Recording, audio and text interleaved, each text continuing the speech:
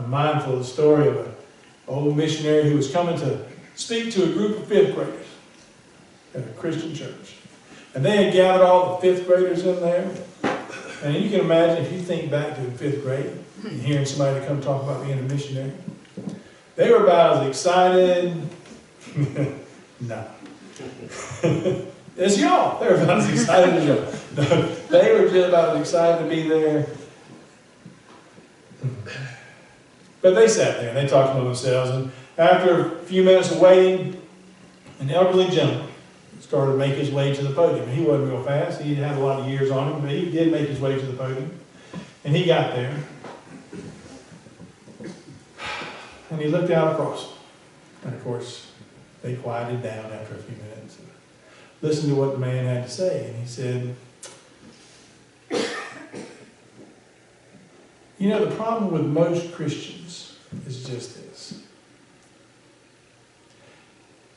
They pray for God to lead them to help someone, or to show them the way to go help someone.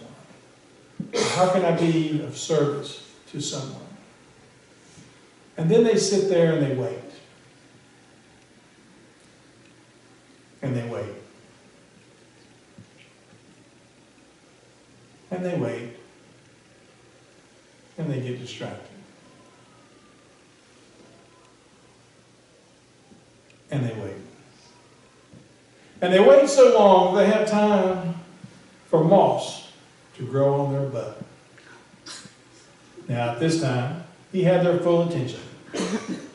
Because nobody had ever said butt in chapel before.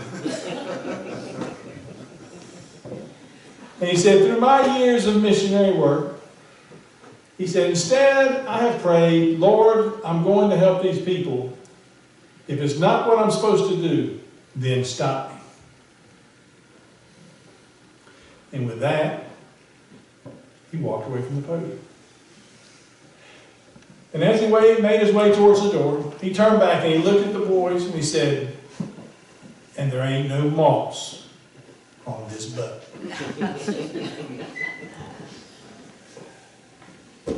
We need to be like that old man. We need to make sure there's no moss on our butts.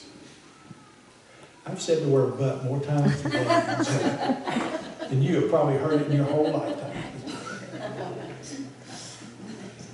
But it's to make a point. We need to be active. You see, Christian love isn't meant to be stagnant. It's not meant to sit there and be something to talk about and write about and preach about, but not act about.